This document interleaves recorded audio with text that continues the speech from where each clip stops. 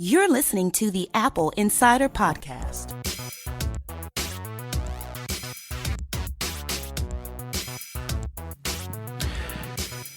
Welcome to the Apple Insider Podcast. I'm Victor, and joining me is William Gallagher. Oh, hello. You've dropped all the, previously you said things like wondrous, which I've blushed at, but frankly now miss. Okay. You're not yes, wondrous hello. at all. All right. I mean, So there. you could have just not said it. You don't have to You're very serious drive it today. home. You're very serious Yeah. today. Oh, yes. Apple TV Plus. Clearly Yes. the biggest news that we could possibly talk about, right? Yes. Okay. Nothing Yes. else going on at all. Well, so fine. MacBook Pro 16-inch is in people's hands. People are enjoying it. People are loving it. People are loving the keyboard.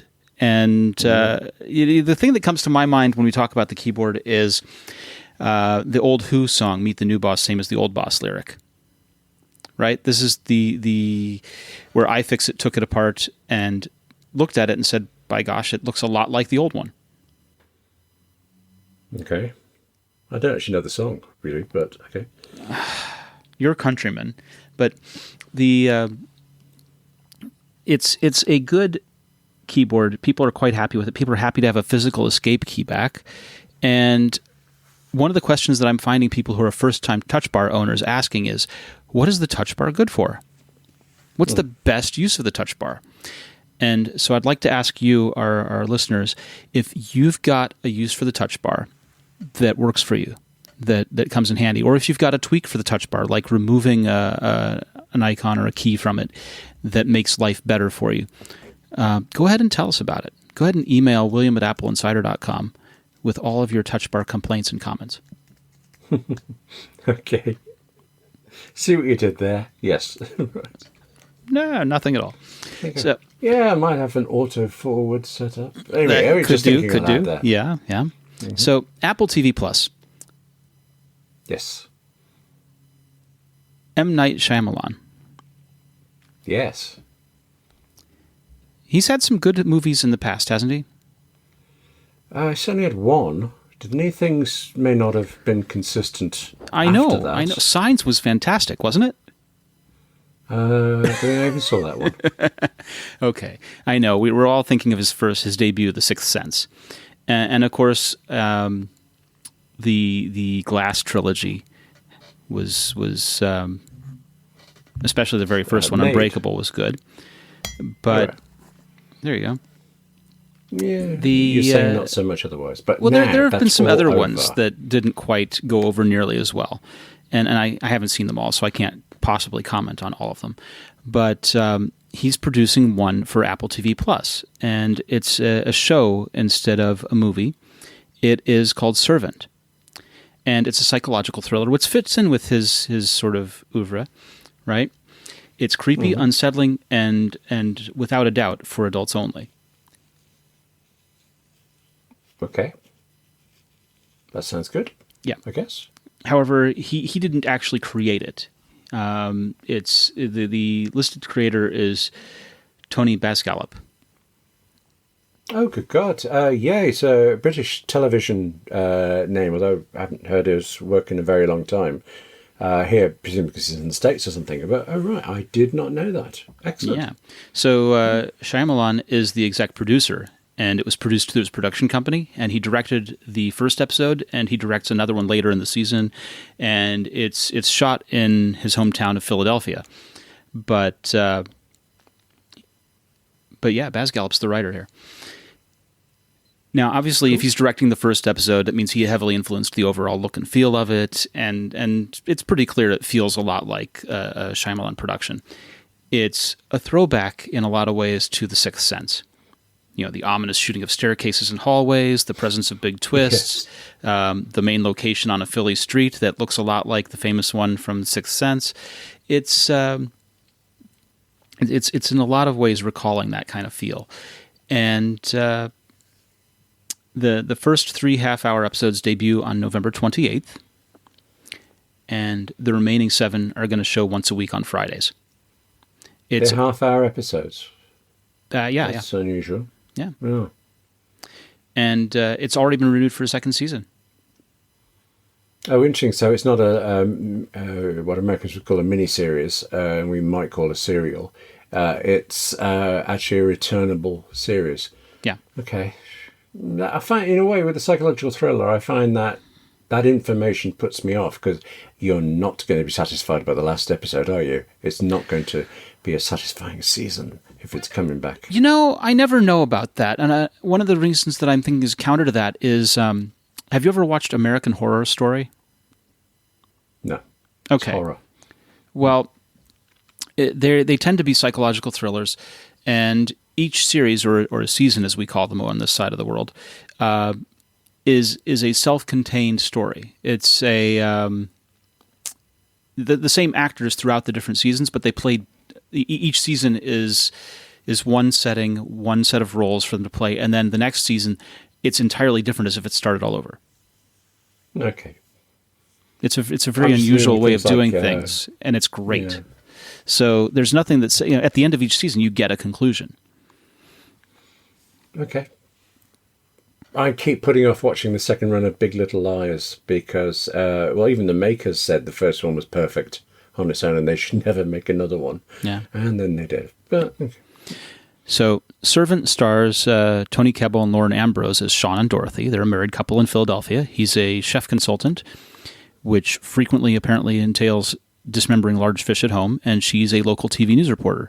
And they've just hired a new nanny for their baby. Twist, their baby is deceased, and Dorothy is carrying around a lifelike doll. Okay. Things aren't quite what they seem with either the baby or the nanny, and we're not going to say a whole lot more than that. Interestingly, the cast also includes Rupert Grint. Oh, right. I was going to say of Harry Potter and fame, but I'm embarrassed to say I can't think of what else he's done.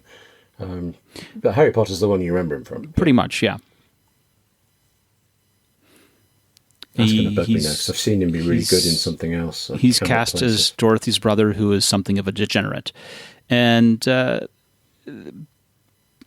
basically, I think if you like this kind of thing, you're going to enjoy this one. This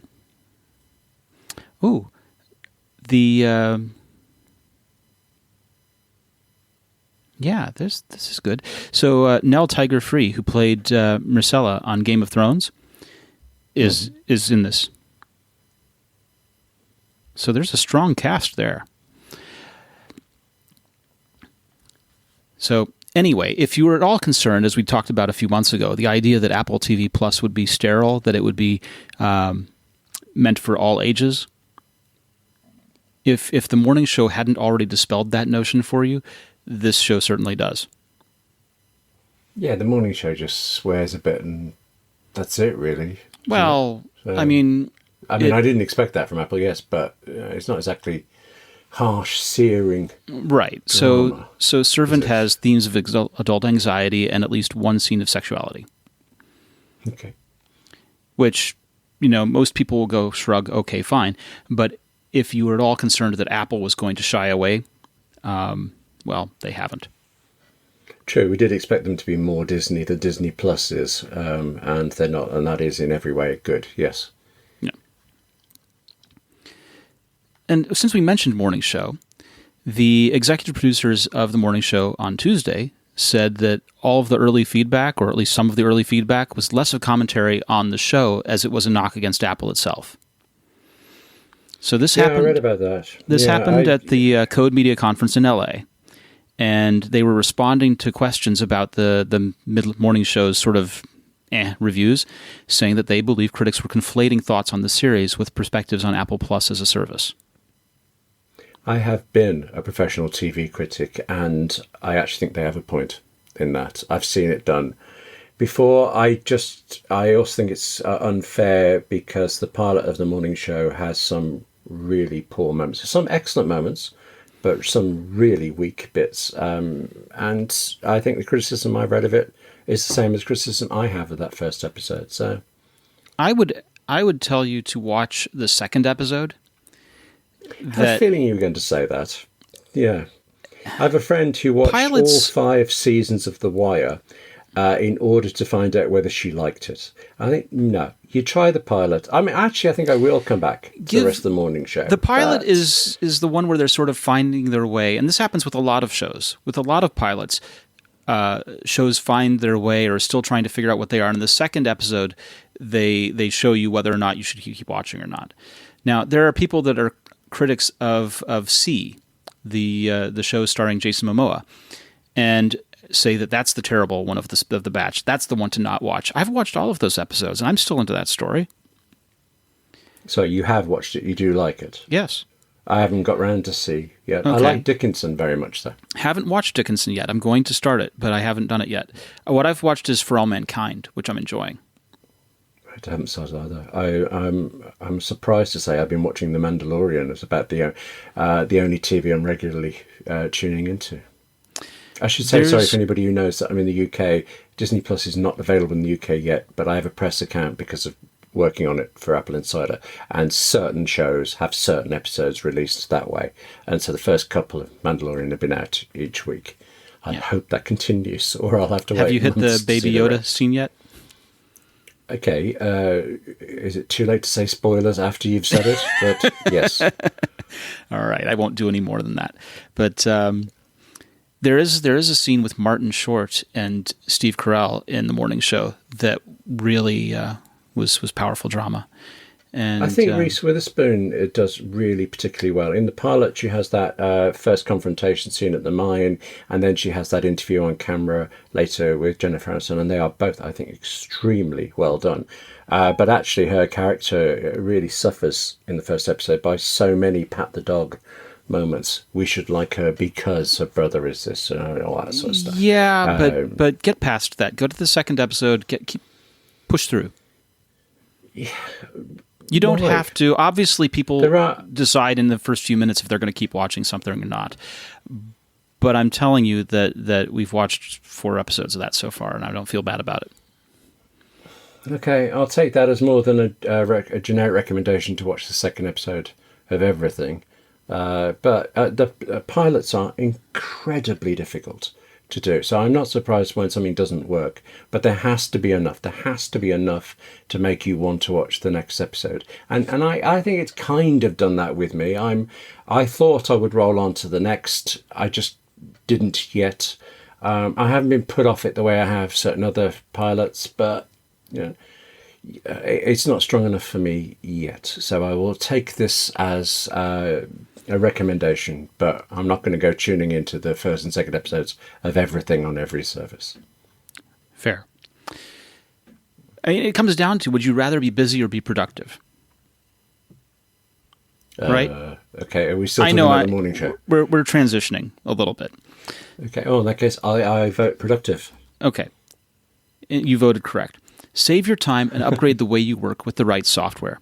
Capterra helps you find it fast. Explore software and narrow down your favorite options in minutes with software guides, comparison tools, and over 1 million user reviews.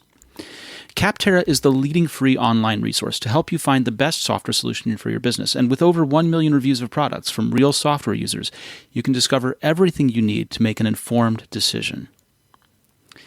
No matter what kind of software your business needs, Capterra makes it easy to discover the right solution fast. Start making your work take less work and find the right software for you at capterra.com/AppleInsider. And it's so true. It's difficult to find the right piece of software to do what you want, to work in the way you want to work. And you without something like Capterra with its over 1 million reviews, you just end up downloading a bunch of things and trying and hoping that you find one close. Being able to actually see what real users have said makes such a difference. Yes, that's it, the reality of it, the practical nature. They're not just... I mean, one would hope that when we do reviews, we bring previous experience to it, but that even when we do it, and as much as we work on it, it cannot possibly match a business like yours using that software every day for 6 months in anger and really knowing it. So, yeah, it's an incredibly useful idea. And speaking of productivity, let's talk about the Mac Pro. Yes. I want to talk about... frankly, I just want a Mac Pro. I want it to hug and to love. Do you know the ship date for the thing? all I know is December. Have I missed an actual date yet? No. No. Okay, so you got me briefly excited there. So about 11:30 p.m. on December the 31st is what we're probably looking at here. Pretty much. Okay. I wish I could say better. I wish I could tell you exactly when you can start expecting them to ship, but no, I cannot. I can tell you when I can expect to actually get one. It's 12th of November. years away. Yes. Though actually, it's just, I mean, I know it's overkill for anything. Probably most of us do most of the time.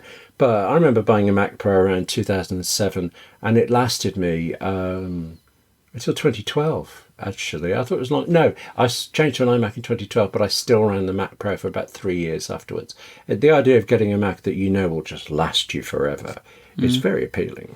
Well, and there are plenty of people who had the 2011 or 2012 Mac Pro, and that kept that thing going for about four forevers.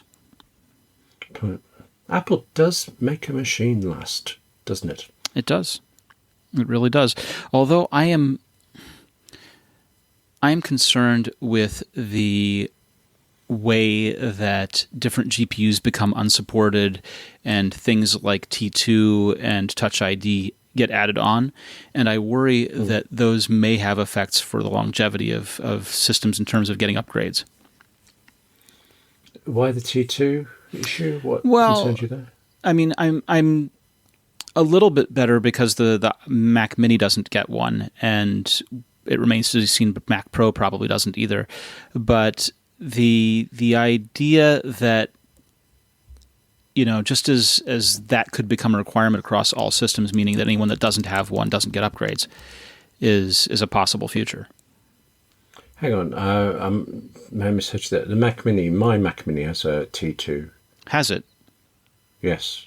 Okay, so then that is part of the possible future and part of my hesitance. Although I was talking to somebody just today who I believed had a Mac Mini, and they were complaining that they can't use Sidecar. It turns out they have a pre-2018. I mean, I think December 2017 they got it or something. So yeah, there is a definite cutoff for certain things. Yeah. Sure. Interesting. You know, and that has knock-on effects for longevity, because what happens with Apple is frequently, not always, but frequently, as with iOS, developers support the newest iOS and perhaps the one before, and you know, then it starts to drop off in terms of support. Now, with the Mac, we've got a long legacy of Mac developers who have supported previous versions going back years, but with Catalyst and with the possible swell of iOS developers coming in, that can change, and so you pretty much need to have a Mac that can run a current OS. Yeah. No, I'm at this moment running a 2009 MacBook Pro with El Capitan. I'm explicitly using it because I have LumaFusion. This thing that previously LumaFusion did let you use an iPad as an extra screen. Now it can let you use a Mac, and this has actually revived my old MacBook Pro. The keyboard's broken, the trackpad is a bit flaky, and it's very slow, but as a second screen, it says. But I needed it to be on El Capitan. I can't remember what it was on before, but it was, yes, I was crossing my fingers as I looked to see what it would run. Yeah, it was probably on Lion or something like that, and you had to move it up all the way across Yosemite and everything to El Cap. Yes, it did seem to take longer than you would expect, but it's very nice now. So I feel like that investment. I mean, I thought it was 2009 MacBook Pro. I've had 10 years use, although admittedly the last 3 years it's been on a shelf. So I'm not sure that counts. Well, we're not talking about Yosemite and El Capitan and 2009 MacBooks at the moment. I wanted to talk about the Mac Pro. Remember, this is a story about the Mac Pro? That is true. Yes. Story about the Mac Pro. So the Mac Pro is being assembled in Austin, Texas. And Apple has given out more details about the operation. So they've put $200 million into this plant, and they put $200 million into this plant, and they employ more than 500 people at it. And as a part of this, they've begun constructing a $1 billion campus in Austin. So the model shipping in December alongside the Pro Display XDR is being done in Texas. And they've put $200 million into the facility so far, just creating this complex assembly line for it. The production line with each Mac Pro, they travel over a distance of 1,000 feet during construction. Wow. Okay. And the complex nature of this line, production lines can be complex. This production line requires components be placed precisely within the width of a human hair. So when they're placing parts in there, some of these components have to be placed so precisely that they're using complex machinery to make sure that it gets exactly where it needs to be. This is not small. I'm not sure why it's not designed with more tolerance in there, but that's an impressive precision operation. The facility is 244,000 square feet. They've got electrical engineers, they've got electronics assemblers, they've got people actively working on the line. This is the same facility that was previously in use for the former Mac Pro, and the new model's construction is basically a continuation of its use. There were rumors that were talking about shifting Mac Pro production to China, but Apple said they're keeping it here, and so they are.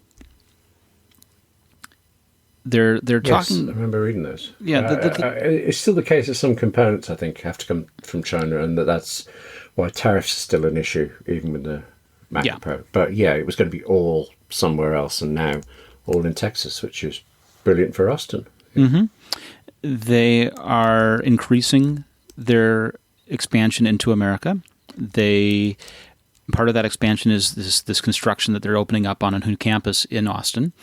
They're on track to hire an additional 20,000 employees nationally by 2023, and they anticipate they're going to contribute about $350 billion to the U.S. economy between 2018 and 2023.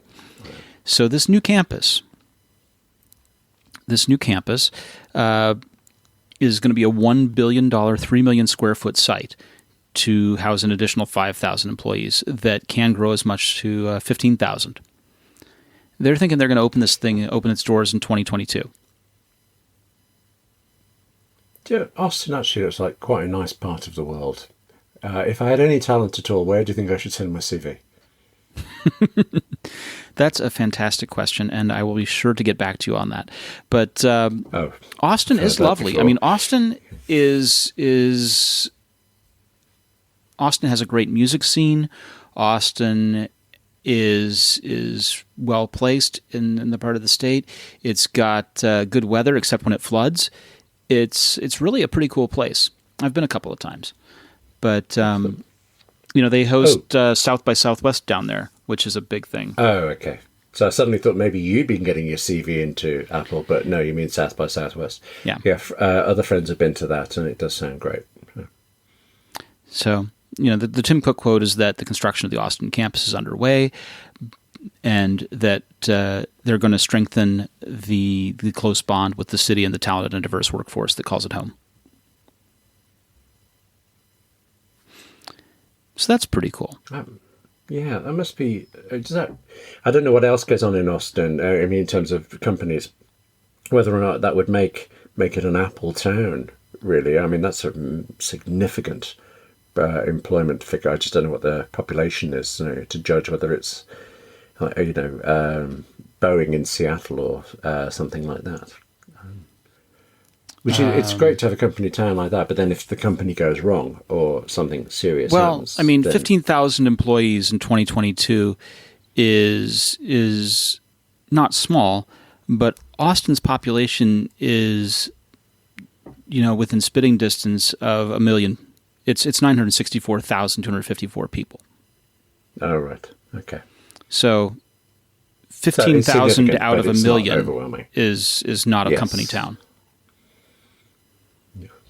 Now suddenly curious of how many existing local residents will get these new jobs and how many will be, specialist things that there are so few people you have to move them in from wherever they are across the country. I mean, clearly some of that's going to be local employment. Moving 15,000 people in is quite a lot.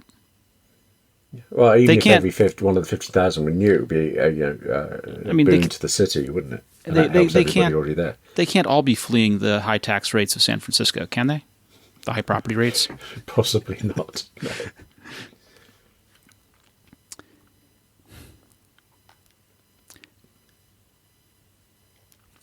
So this segment is brought to you by Atto. Remember Atto? Atto technology is the power behind the storage. And Atto has been providing high-performance network and storage connectivity for over 30 years. Atto's premium connectivity and solutions for Macs include a wide range of low-latency, highly optimized Thunderbolt and PCIe options. Visit atto.com to discover why Atto is the power behind the storage.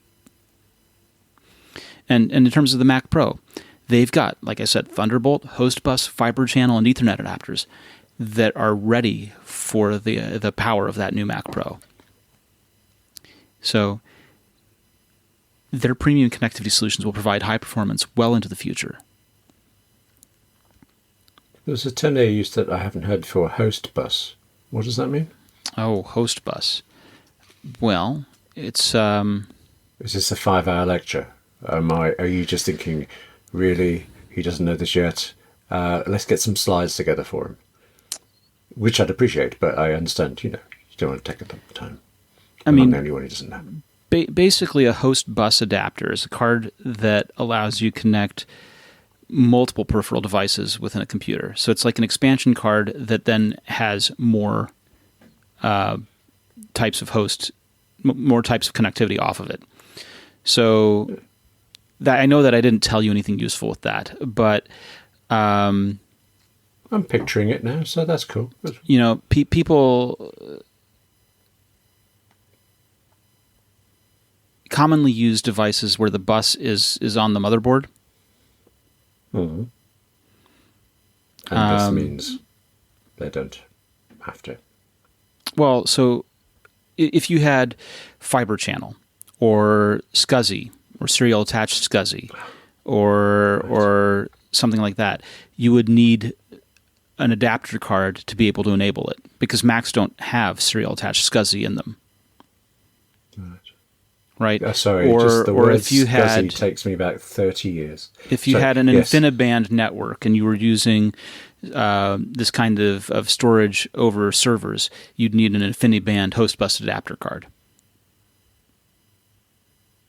Okay. So cool. Basically, Atto's got you covered. If you're looking for high performance for your Mac Pro, that is definitely the way to go. And we thank them for sponsoring the show. I wonder how long after the release of the Mac Pro we're going to start hearing rumours about the next Mac Pro. About 8 years. It'll be a week. I was going to say a week. Yeah. Speaking of things that we can talk a little bit more about, Apple Music. Yes. My beloved Apple Music. Yes. I know you do, and you use it both on your HomePod and on your Amazon Echo.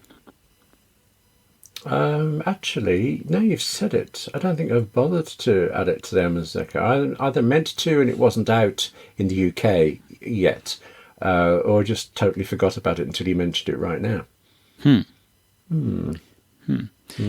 Things for you to do after the show. So Apple's partnering with a firm called Play Network. And Play Network provides licensing for and provides in-store music.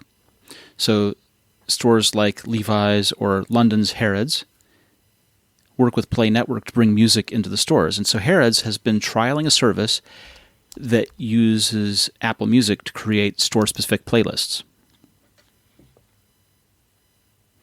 And this service is surprisingly called Apple Music for Business. And curiously, we've known that for a very long time, the name, because it was it registered, there was a patent with that name last year, June 2018, yeah. Yes. Yeah. So I'm really glad about this because I work with the Writers Guild. I'm very concerned about artists' rights and things. And I don't know what the system is in the States, but in the UK, if you are a commercial establishment, you have to have a PRS license, Performing Rights Society license, and part of your fee goes out to people. Right, and here it's BMI ASCAP kind of stuff for that. Oh, right. Yeah. Okay. I've heard that name. I didn't realise that's what it did. Yep. Okay. So that's happening, but of course it gets ignored a lot, and there has been nothing to stop a business just using a regular individual person's streaming of Apple Music or Spotify or anything. Pandora. Really. And I suppose there still isn't, but at least this way they can do the right thing and there are benefits to them in doing it, as well as high ground. Spotify and Pandora especially created accounts that have plans for businesses to be able to do that because they recognized it was happening. And what's nice about Apple Music for Businesses and why Harrods likes it, well, so Guy Cheston, Director of Partnerships at Harrods, gave a quote saying, "We were captivated by their proposition that we could have our brand reflected in our own curated playlist." Yeah, there's a curious thing about this. They were talking about how I haven't been to Harrods. It's slightly outside my price range, but I haven't been recently at all. Really? I've shopped there. Yeah. Yeah. Oh, okay. I actually have a friend who has an aunt who lives in Harrods. Oh, yeah. Beat that. Fully serviced apartment, apparently, above the store. Apparently, Harrods has had signs urging people to subscribe or to listen, rather, to Apple Music. No, listen to the Harrods playlist on Apple Music. Mm-hmm. Now, they must mean within the store, because there is no Harrods playlist currently available in the UK or the US on Apple Music that publicly can be reachable. But Apple will, in some way, gain new subscribers, and to the extent that they will pay Harrods or whoever a referral fee when it happens. So I think, everybody wins. Right. It is intended to lead customers subscribing to Apple Music themselves. And Apple will pay a referral fee to the store when that happens. But it's an interesting new world, and it's kind of cool to see that when Apple talks about services, right, this is clearly a service. And not just Apple Music as a service, but also the B2B relationship there. So this is that's what Play Network does. They're handling the licensing and the management, but Apple is curating the playlists. Weird that this should happen now, because I have a habit of walking around my local supermarket with AirPod Pros in, listening to my choice of music instead of the store's, because I just find every time I would leave the store, whatever the last song was that was playing was stuck in my head for hours. So I am programmable with music, and I'd rather program myself. We talked about how you were easily manipulated last week, so I think this fits right in line with the rest of it, yeah. Thanks. Bring that up as often as you can. That's really appreciated. Although I didn't buy anything this week. Yet. That's true. Yes. What's left for me to buy? Well, obviously the 16-inch MacBook Pro. Yes, as long as they have them in blue. We talk about this. I think you need to get in line and pre-order an XDR display. Actually, serious question. Will one of those work with my Mac Mini? I don't know. We're going to find that out. Okay. We're going to find out by looking it up, not by buying one just on the off chance it works. Well, I vote for the latter for you, but okay. Thanks. Yep. Tim Cook. Remember Tim Cook? Yes. Nice guy, Tim Cook. Of course. Yeah. He took part in a fireside chat with Salesforce CEO Mark Benioff. Oh, no, I've been looking forward to this. I knew it was happening, but I don't know what was being talked about. So Mark Benioff has the annual Dreamforce conference. And at this year's conference, Cook came and they discussed a range of topics. They talked about Apple's values. They talked about human rights issues. They talked about Apple's commitment to enterprise customers, which has been an interest area. There are a lot of people who feel that the pro market is being either diluted by the naming of consumer products as pro, like AirPods Pro, or that the enterprise market and consumer market's been ignored by Apple. So it's interesting that he came to talk about that a little bit. Of note, he says, iPhone, iPad, and Mac are in use by all Fortune 500 companies. How they leverage Apple's hardware and software packages vary. Some use off-the-shelf solutions. Others roll their own with their own apps and APIs. And a healthy number use products that come from Apple's partnership with Salesforce. Now, we saw recently IBM talking about how productive their employees were since their employees have switched to Mac. There's a partnership with Cisco. There's the partnership with SAP, SAP. There's the iOS push into enterprise, and partners often bring cloud computing assets to that and other SDKs to that. And, last year they integrated Siri with Salesforce's Einstein AI platform. So there's a lot going on there in that sort of enterprise and pro customer space. Okay, hang on. Just moments ago, I said to you, how long after the release of the Mac Pro will we have rumors? And I meant about what Apple will do next for Pro customers. And I figured a week. You said 8 years. It turns out I was to be meaning in terms of minus production. 3 weeks. Yeah. Okay. Yeah. All right. So Cook talked about renewable energy and shifting the entire operation to 100% renewable energy. They're now pushing suppliers to follow in their footsteps. They're also pushing competitors to follow in their footsteps. And Cook's quote here is, "We stretch ourselves well beyond what we're currently capable to do, and we want to leave the world a better place than we found it." He also talked about privacy. "You don't bolt on privacy," he said. "You think about it in the development process of products. You can see what happens when companies wake up one day and decide they're going to do something privacy-wise. You can't just do it. You have to design it in." He also, and this is the one that I know people will listen for, he talked about Steve Jobs. He said that Jobs' ethos of making products of the highest quality available is still alive and well at Apple, adding that the company is out to make the best, not the most. That think different is also still a guiding light, and that Apple is committed to innovating while staying true to its values.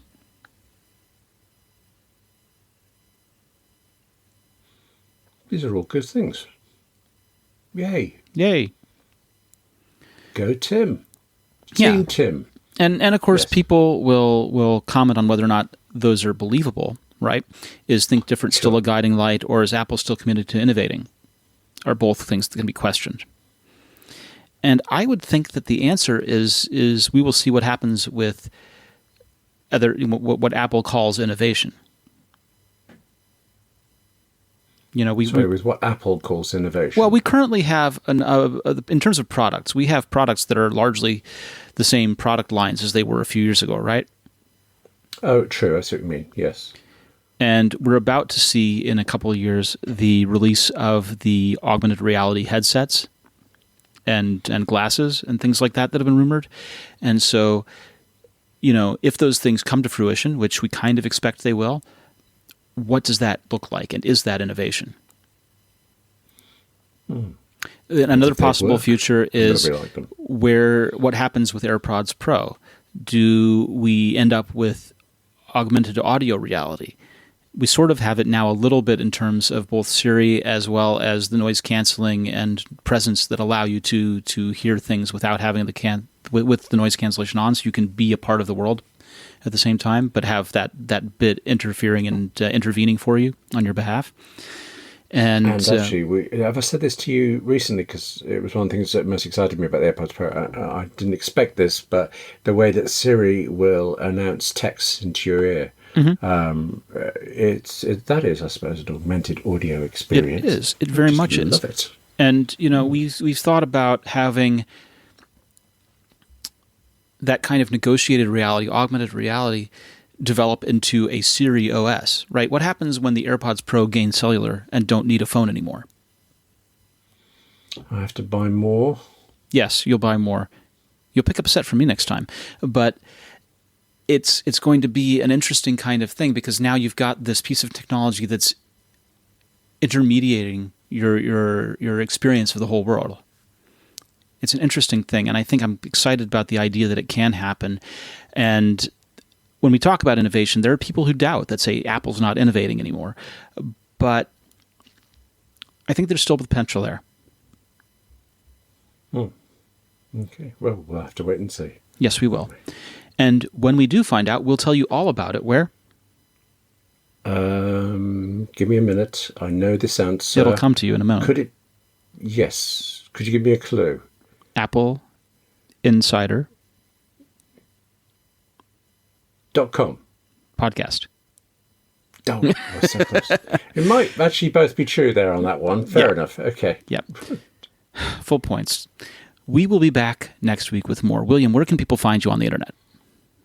I am waiting for emails on william@appleinsider.com and living the life on Twitter as W. Gallagher. What about yourself? I'm vmarks on Twitter and Victor at AppleInsider.com, and we welcome your emails. We've really enjoyed receiving them from you the past week, and we hope to hear more from you. We'll see you back next week. Bye, everybody.